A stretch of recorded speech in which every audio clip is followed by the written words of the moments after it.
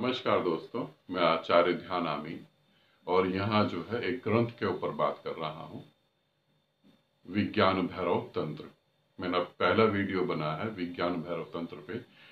तो विज्ञान भैरव तंत्र क्या है, कब निर्माण हुआ था, कब इसका जन्म हुआ और क्यों इसे जो है हटा दिया गया।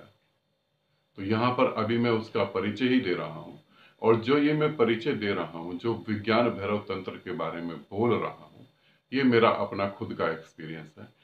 इन वीडियो से और इस एक्सपीरियंस से किसी का भी कोई लेना देना नहीं है, ठीक है ना। जो ग्रंथों ने जो ग्रंथ लिखे गए हैं, जिन्होंने जो समझ के लिखा गया होगा, वो उनका अपना होगा। यहाँ मेरा किसी से कोई लेना देना नहीं। इसीलिए पहले जो वीडियो जो है उसमें मैंने बताया है कि आप लोग मुझे कितनी फूल माला पहनाओगे ये सब वीडियो देखने के बाद। तो इसीलिए मैंने कहा है, क्योंकि ये मैं किसी की व्याख्या को नहीं दोहरा रहा हूं, मैं जो जी रहा हूं उसे बता रहा हूं। विज्ञान भैरव तंत्र, विज्ञान ही क्यों? क्योंकि ये साइंटिफिक तरीके से रचा गया है।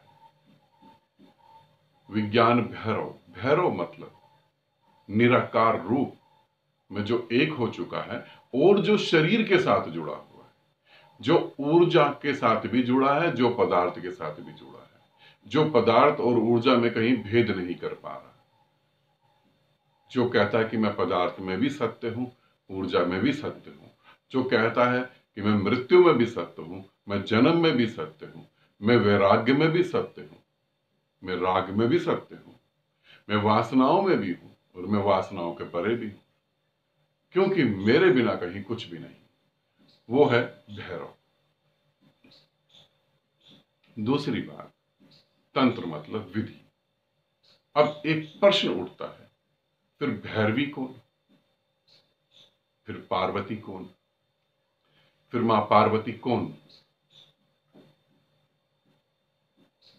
और फिर क्या कैसे बताया जाएगा।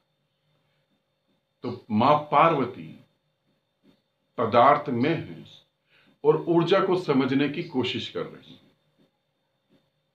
तो मां पार्वती कहां पर है? पदार्थ में है। पदार्थ को तो वो जान ही चुकी कि संसार क्या है। अब वो ऊर्जा में जो है उसे जानना चाहती है, मगर ये है एक ही। भैरव और भैरवी है एक ही, मगर भैरवी जो है वो अब वो पूर्णता उस संसार को जानना चाहती है, पूर्णता उस निराकार को जानना चाहती है। तो अब यहां पार्वती कहां पर है?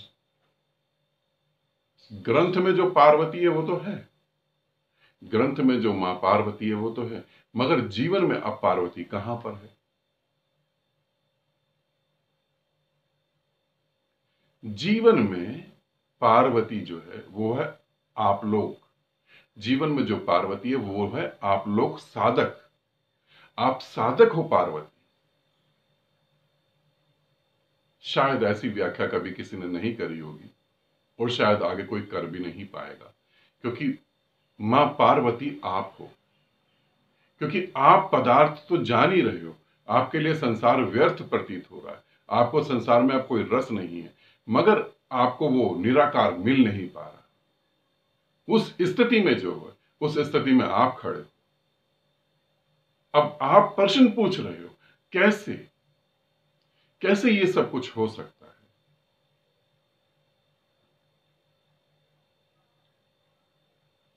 और इससे हम इसे शुरू करेंगे। जब हम इसे शुरू करेंगे तो इस ग्रंथ के हिसाब से मां पार्वती पूछे जा रही है, शिव बताए जा रहे हैं, भैरवी प्रश्न पे प्रश्न कर रही है, और शिव जो है, भैरव जो है, मार्ग बताए जा रहे हैं, क्योंकि वो मार्ग ही बता पाएंगे, है ना।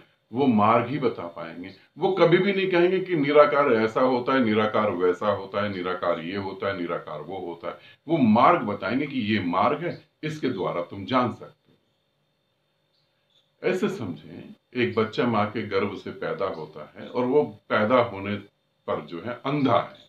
वो पैदा हुआ और अंधा हो गया, उसने अभी कुछ देखा नहीं। बड़ा हो गया, वो किसी डॉक्टर के पास गया और उस डॉक्टर से उसने कहा कि प्रकाश क्या है, ये रंग क्या है। ये कैसे मैं जानूं ये प्रकाश क्या है, ये रंग क्या है, ये तुम्हारा खेल क्या है? तो डॉक्टर कभी नहीं कहेगा कि प्रकाश जो है हरे रंग का होता है, हरा रंग होता है, पीला रंग होता है, प्रकाश में लाल रंग भी होता है। वो डॉक्टर ये कभी नहीं कह सकता। वो डॉक्टर क्या करेगा फिर? वो आंखों का डॉक्टर कहेगा कि तुम जो है इस पेपर पे साइन करो कि मैं तुम्हारी सर्जरी कर रहा हूं, इस पेपर पे साइन कर दो कि मैं तुम्हारी सर्जरी कर रहा हूं। अगर इस सर्जरी में तुम्हारी मौत हो गई तो उसके जिम्मेवार कौन होगे? तुम। और तुम आराम से साइन कर देते हो। अब ये साइन करने का अर्थ क्या हुआ? पूर्णतः समर्पित हो गए उस डॉक्टर के प्रति।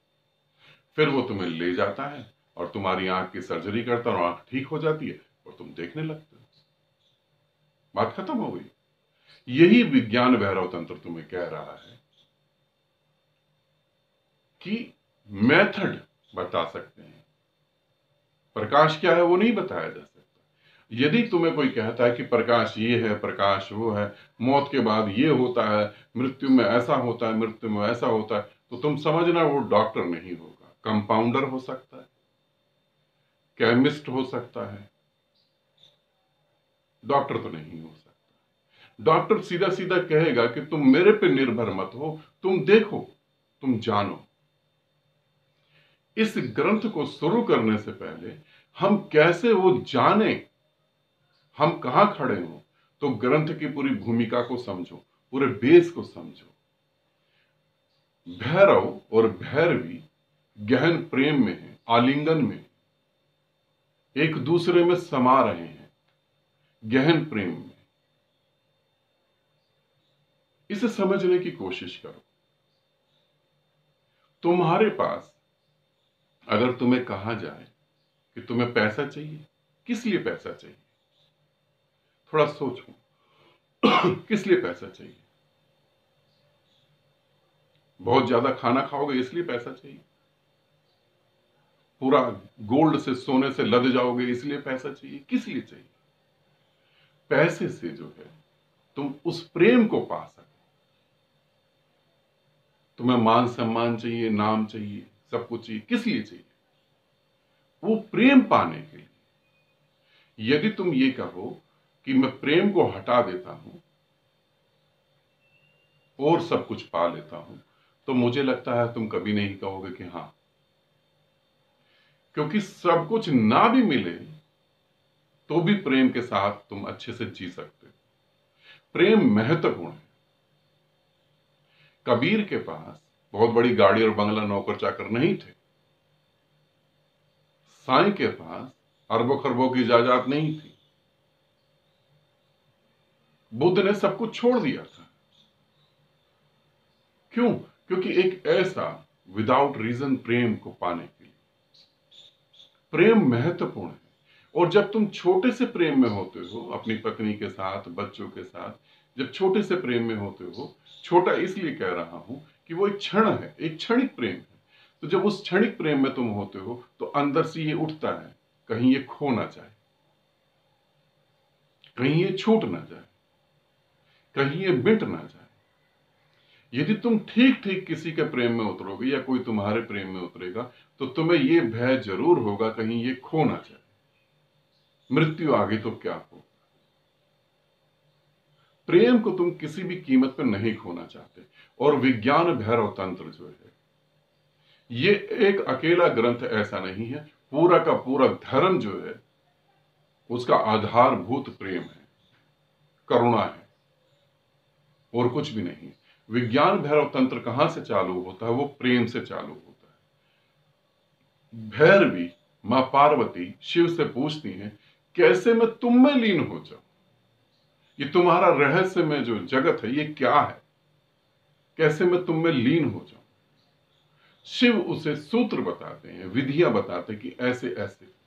अब तुम समझो कि यदि तुम्हें इन सूत्रों को समझना तो तुम्हें गहन प्रेम में और गहन श्रद्धा में उतरना पड़ेगा।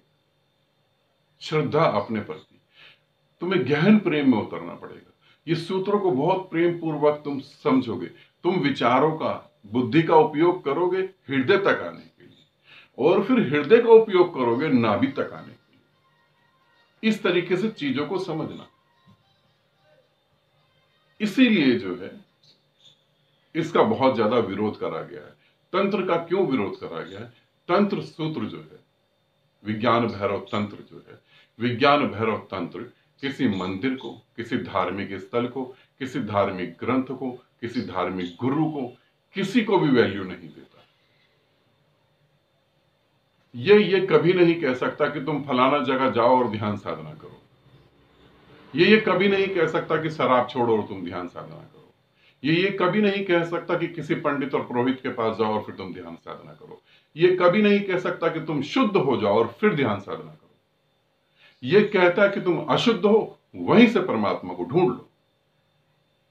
इस ग्रंथ का इसीलिए विरोध करा गया और मेरा पूरा प्रयास है इस ग्रंथ को जीवित रूप में पूरी पृथ्वी को बांट दूं। उसके लिए मैं एक समूह बना रहा हूं, एक ग्रुप बना रहा हूं, जिसमें बहुत सारे जो हैं साधक जो हैं तंत्र से जुड़े हुए हैं, वो तंत्र से जुड़े हुए साधक जुड़ रहे हैं और हमारा एक समूह बन रहा है। जैसे इस पृथ्वी पर कई बार बना और उन्हें मिटा दिया गया, तो अब तो जो ये समूह बना रहा हूं तांत्रिकों का, ये समूह को मिटाना बड़ा मुश्किल है, मिट ही नहीं पाएगा। तो एक तांत्रिकों का समूह ऐसा बना रहा हूं जो इस ग्रंथ को जीवित तरीके से रख देगा, बिल्कुल जीवित तरीके से। 112 विधियां हैं और मैं 112 ऐसे लोग खड़े कर दूंगा जो हर विधि में पूर्णता समा गया होगा और वो इस ज्ञान को बांटता चला जाएगा। तो बहुत तेजी से काम हो रहा है, बहुत तेजी से वो लोग जुड़ रहे हैं। तो इसी को हम ग्रंथ को आगे समझने की कोशिश करेंगे। आगे हम सूत्रों को ही समझेंगे, ठीक है। तो ये ग्रंथ ऐसा है, ये सभी को अपने भीतर ले लेता है। आप इसमें विरोध नहीं कर सकते। यदि कोई संभोग से इसमें जाना चाहता है तो आप ये नहीं कह सकते ये गंदा है, घिनौना है, ऐसा नहीं हो सकता। तंत्र तुम्हारे समाज की बिल्कुल भी चिंता नहीं करता। तांत्रिकों को क्यों मारा गया, तांत्रिकों के गले क्यों काटे गए, तंत्र की किताबों को क्यों आग लगा दी गई? क्योंकि ये तुम्हारे समाज की 1% चिंता नहीं करता। ये सिर्फ चिंता किस बात की करता है? कैसे पदार्थ ऊर्जा में लीन हो जाए, कैसे तुम्हारे भीतर वो महाशक्ति है तुम उसे जान लो, इस बात की। ऐसा नहीं कह रहा कि ये तुम्हें समाज के खिलाफ खड़ा करेगा, ये तुम्हें समाज के विरोध में खड़ा करेगा, तुम असामाजिक हो जाओगे, ऐसा नहीं। मगर इसके लिए, इसकी दृष्टि में, विज्ञान भैरव तंत्र की दृष्टि में तुम परमात्मा कैसे हो सकते हो, उसके ऊपर पूरा फोकस है। तो पहले तो समझ लें कि हमें गहन प्रेम में होना होगा। प्रेम में होने का मतलब क्या है वो मैं आगे बताऊंगा, तभी उन सूत्रों को आप समझ पाएंगे, ठीक है। फिर दूसरी बात जो है, हमें सूत्रों को समझना है। अब ये नहीं है कि 112 विधियां जो है, 112 विधियां, आप मेरी 112 विधियां पूरी सुनेंगे, देखेंगे, उसके बाद डिसीजन लेंगे, ऐसा नहीं। आप कोई भी विधि को पकड़ लें और जब मैं 112 विधियों के ऊपर बोलूंगा तो मैं ये गारंटीड कह रहा हूं, ये मैं दावे के साथ कह रहा हूं, आज भी प्रेजेंट में आप किसी ना किसी विधि को फॉलो कर रहे हैं। आज भी आप किसी विधि को, इस समय भी आप किसी विधि को फॉलो कर रहे हैं। ये बहुत ही रहस्यमय ग्रंथ है।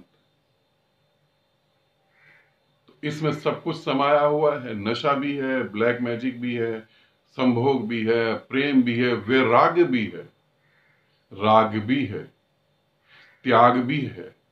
इसमें सब कुछ समाया हुआ है। मगर ये कभी तंत्र ये नहीं कहता कि आपको पहले बदलना पड़ेगा। तंत्र हमेशा ये कहता कि जहां हो वहीं से यात्रा चालू कर सकते हो। आगे जो है अगली वीडियो में हम तंत्र सूत्रों पे आएंगे। भैरवी शिव से क्या पूछती है वो मैं आपको बताऊंगा। फिर शिव कैसे आंसर देते हैं और वो विधि को हम कैसे इस्तेमाल करेंगे, ये भी समझ लें। विधि सुन लेना और उसकी व्याख्या सुन लेना अलग है। इस 21वीं सदी में हम कैसे उसे इस्तेमाल करेंगे। अभी मेरे को किसी ने कहा कि आप इतनी सारी बातें बोल रहे हो, इतने सारे ध्यान करवा रहे हो, अरे सीधे सीधे बोलो विपस्सना करो और मुक्त हो जाओ। बुद्ध ने बोला ना, विपस्सना करो और मुक्त हो जाओ। तो मेरे प्यारे भाई, विपस्सना तक पहुंचने के लिए बुद्ध को 6 साल का समय लगा था। तुम विपस्सना करो और पहुंच जाओ, पागल हो जाओगे। अंदर ज्वालामुखी फूट रहा है, उसका क्या करोगे तुम? ठीक है ना। तो मैं क्या दूं लोगों को, विपस्सना करो और पागल हो जाओ। मैं तो कह दूंगा और मजे में चला जाऊंगा, बाकी उनके परिवार का क्या होगा? थोड़ा सोचो, मूर्खता की भी एक सीमा होती है। ऐसे नहीं होता कि विपश्यना करो। बुद्ध को 6 साल लगे थे वहां तक पहुंचने में, और तुम 6 मिनट में ही विपश्यना करके बैठ जाओ। ठीक है, तो हम विधि को समझेंगे, कैसे करना है वो भी समझेंगे, और उसके लिए हम कैसे अपने मन को जो है वहां पर खड़ा कर देंगे, और कैसे ऑलरेडी हम वहां खड़े हैं। मैं अब भी कह रहा हूं 112 विधियां ऐसी हैं जिनमें से एक विधि को आप अब भी फॉलो कर रहे हैं, बस वो विधि आपके पकड़ में आई। अहम ब्रह्मास्मि, मैं ही शिव हूं, मैं ही कल्याणकारी हूं, मैं ही निराकार हूं, यही आप बोलने वाले हैं। ठीक है, आनंदित हैं, सदा खुश रहें। बहुत बहुत प्रेम आप सभी।